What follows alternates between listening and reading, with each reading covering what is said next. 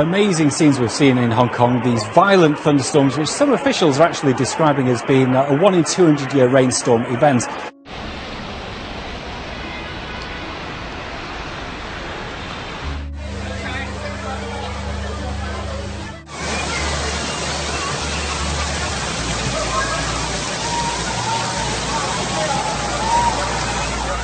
Southeast Queensland had another day of heavy rain. Parts of the Darling Downs are on edge as floodwaters close roads and isolate homes. A Sunday morning journey to church left 4 people praying in the back of a ute on the Oakey-Pittsworth Road. They were stranded for more than an hour, surrounded by floodwaters after debris pushed their vehicle off a flooded causeway. Swiftwater rescuers couldn't reach them by boat. They had to be lowered from the Careflight rescue helicopter. Nearby at Pittsworth, 50 millimetres of rain fell in 60 minutes. Floodwaters have covered square kilometres west of Toowoomba. Homes are left isolated, roads cut, as the morning deluge arrived unexpectedly. Toowoomba stormwater drains couldn't cope as flash flooding surged across Boundary Street. 45 millimetres fell. Overnight, violent storms rolled through parts of the Midwest and South. These ominous clouds hovered dangerously close to this minor league baseball game.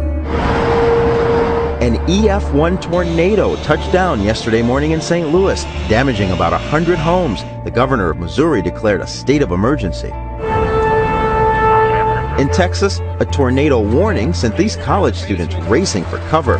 Ferocious hailstorms lasted for hours, shattering windshields. This is not something you see every day, a river of hail flowing downhill. Heavy rain flooded some areas, including parts of Indiana.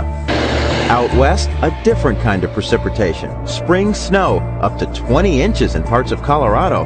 Today, the threat is far from over. Damaging winds and a few tornadoes are possible in parts of the Midwest. Happening now, a giant sinkhole has swallowed a major chunk of a road on Detroit's west side. That's a big one. This is happening right now at the intersection of Monterey and Linwood. We're told that it opened up earlier today when a contractor was doing some routine maintenance underneath, and he was checking on some of the pipes that looked like they were corroding, and then he noticed some erosion and he noticed some inconsistencies, and then that's when the road slowly started opening up.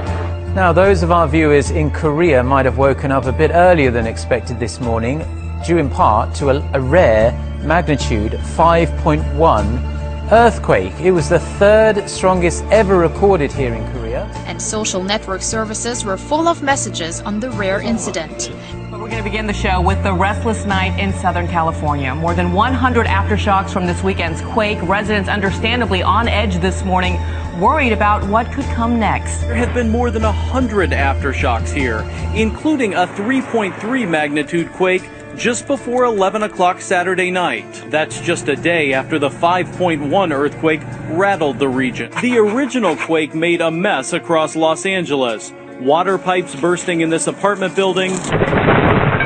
Surveillance video capturing these items crashing to the floor, forcing businesses to lock their doors for the weekend, and homeowners assessing the damage while the earth keeps shaking.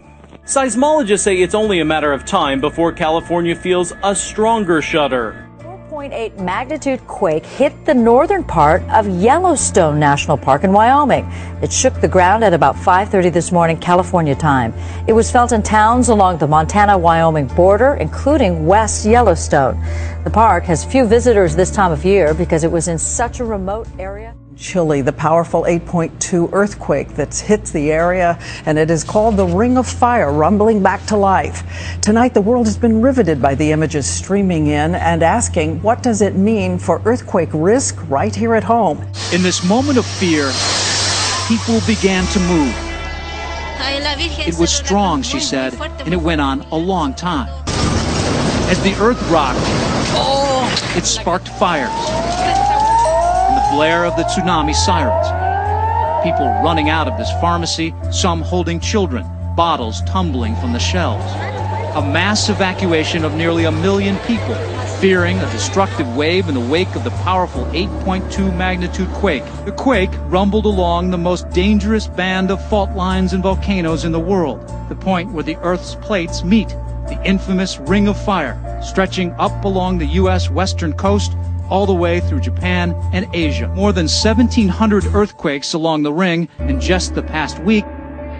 A 4.3 magnitude earthquake rattled Kansas and Oklahoma shortly before 2 a.m. The quake, which was felt by people across south central Kansas, including here in Wichita, was centered about 2 miles southeast of Enid, Oklahoma. KAKE's Brian Ramsdale caught up with people who were awoken as it happened. A series of earthquakes struck Oklahoma Sunday morning, 2 of which were large enough to be felt right here in Wichita. The pattern was seen all across south central Kansas. The USGS shows the 11 quakes centered near Guthrie, Oklahoma. And another powerful earthquake shook northern Chile overnight. It registered a 7.6 magnitude, making it almost as strong as Tuesday's quake.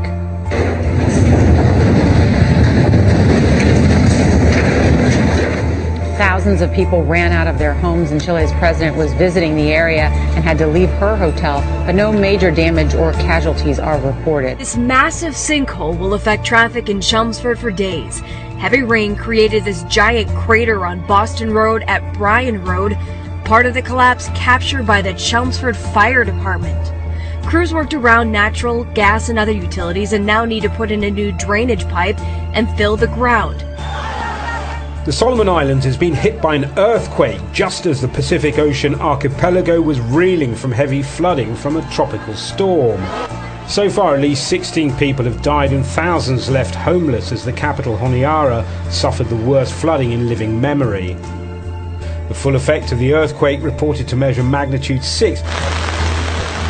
Rising waters have flooded many parts of the capital, causing houses to collapse into rivers and roads to become blocked.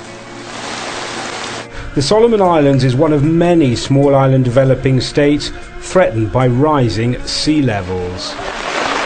Tonight, a long line of severe storms is heading east. They left a trail of destruction through North Texas last night. Hail the size of baseballs fell in Denton County. The front extends from the deep south all the way to the Great Lakes, where it's been dumping snow. It's already one of the biggest April snowstorms ever in Minnesota. 3 eruptions late yesterday rocked the Tungurahua volcano in Ecuador, roughly 90 miles south of Quito, the capital. The eruptions shot smoke and ash 6 miles into the air.